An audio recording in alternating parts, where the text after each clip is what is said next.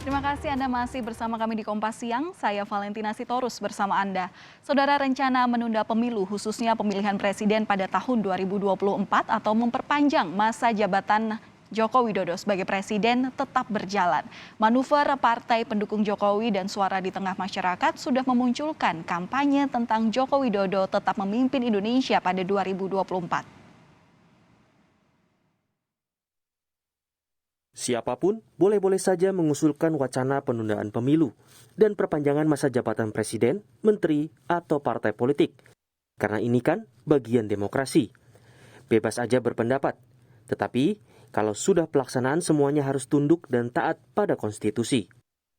Kita bukan hanya taat dan tunduk, tapi juga patuh pada konstitusi, kata Presiden Joko Widodo kepada Kompas yang dimuat Kompas ID pada edisi Sabtu 5 Maret 2022.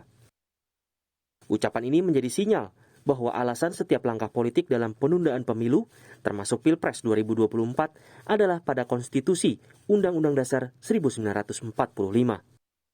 Sementara sinyal dilempar Jokowi, Ketua Umum Partai Pendukung Penundaan Pemilu bersafari.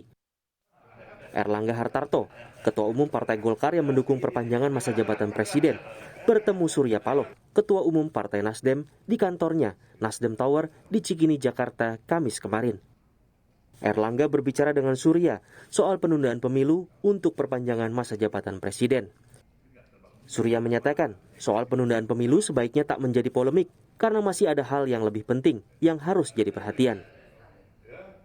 Pak Surya Paloh tadi mengungkap berbagai hal, termasuk yang utama adalah menjaga keberlanjutan pemerintahan dan juga tantangan-tantangan yang tidak biasa.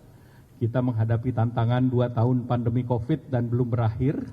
Kemudian tantangan terakhir terjadinya ketegangan geopolitik di Ukraina. Dan itu berdampak kepada nasional, tentunya transmisi daripada kenaikan harga-harga komoditas. Ya, saya tidak mengambil posisi proaktif ya. Saya sudah menjelaskan sikap Partai Nasdem yang jelas di tengah-tengah publik. Tapi kalau saya diminta sebagai kakak, sebagai senior, tentu saya harus mengambil inisiatif itu. Manuver sejumlah ketua umum partai mengkampanyekan penundaan pemilu ke masyarakat dianggap sebagai hal biasa oleh Menteri Koordinator Politik Hukum dan Keamanan, Mahfud MD. Amat sangat mungkin, kenapa tidak? Itu kan politik, gitu ya. Tetapi maksud saya tidak ada di arena itu. Saya tidak ada di arena itu. Karena saya kan ada di dalam, mengamankan apa yang sudah ditentukan bahwa jadwal pemilu 14. Pak Mahfud, ini baru yang Bapak katakan, amat sangat mungkin. Artinya memang... Mungkin ya. Artinya memang wacana untuk penundaan pemilu itu masih terus bisa digulirkan oleh partai-partai politik ya. Dan Bapak merasa bahwa ini ya sesuatu yang tidak bisa dilakukan oleh, Anda tidak bisa menahan itu. Bukan hanya amat mungkin. Ini sedang terjadi sekarang kan. Anda baru nyiarkan Surya Paloh dan dengan Pak Erlangga, PKB, PAN semua kan bicara. Itu kan tidak bisa orang menghalangi orang berbicara itu gitu. Apalagi pemerintah gitu. Dulu komitmen kita jangan ikut campur dong ke partai gitu. Kan pemerintah sekarang ikut campur, silakan deh. Hukum itu kan produk keputusan politik. Nah, siapa yang kuat? Kok ini? Namun, menurut ahli hukum tata negara Yusril Ihza Mahendra, peluang menambah masa jabatan hanya bisa dilakukan dengan mengubah konstitusi. Sementara saat ini, kata Yusril yang juga mantan Menteri Hukum dan Hak Asasi Manusia, belum terlihat sinyal ada langkah konkret mengubah konstitusi. Nggak ketemu jalannya. Makanya saya pernah menulis mengatakan bahwa hanya mungkin pemilu ditunda dengan 3 jalan. Amandemen konstitusi, kita dekret atau menciptakan satu revolusi hukum atau menciptakan konvensi ketatanegaraan. Yang dua hampir tidak mungkin. Yang paling mungkin adalah amandemen konstitusi. Tapi siapa yang mau memulai amandemen konstitusi itu? Sampai hari ini belum ada langkah-langkah ke arah itu. Sebab kalau tidak ada amandemen konstitusi, misalnya menambahkan pasal 22E itu tentang menyebutkan satu institusi yang dapat menunda pemilu dan alasan-alasannya, baru pemilu itu dapat ditunda. Kalau tidak, ya maka konsekuensi yang paling besar kita hadapi adalah krisis legitimasi. Karena tanggal 20 Oktober tahun 2024, itu Presiden Wakil Presiden tuh habis masa jabatannya.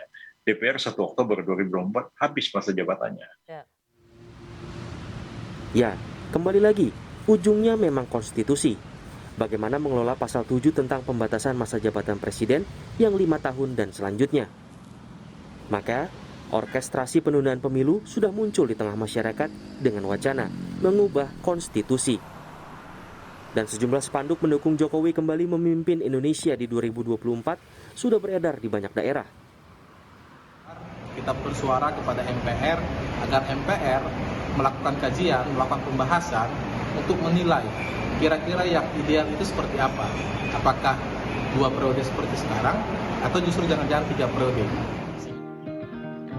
Sementara itu, di kawasan Kabupaten Bogor, Jawa Barat, Presiden Joko Widodo mengajak Megawati Soekarno Putri, Ketua Umum PDI Perjuangan, meninjau persemaian modern Rupin.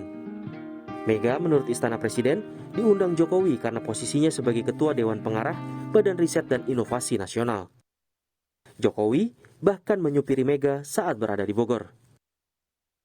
Kita ingin dalam berproduksi di nursery ini ada hitungan-hitungan keekonomiannya. Sehingga yang kita produksi ini betul-betul bisa mendapatkan manfaat ekonomi, baik bagi negara maupun bagi masyarakat. Jadi lingkungannya dapat, ekonominya juga dapat. Penundaan pemilu atau presiden 3 periode pada prinsipnya adalah perpanjangan masa jabatan presiden. Dan jalan satu-satunya adalah amandemen konstitusi Undang-Undang Dasar 1945. Tim Liputan, Kompas TV.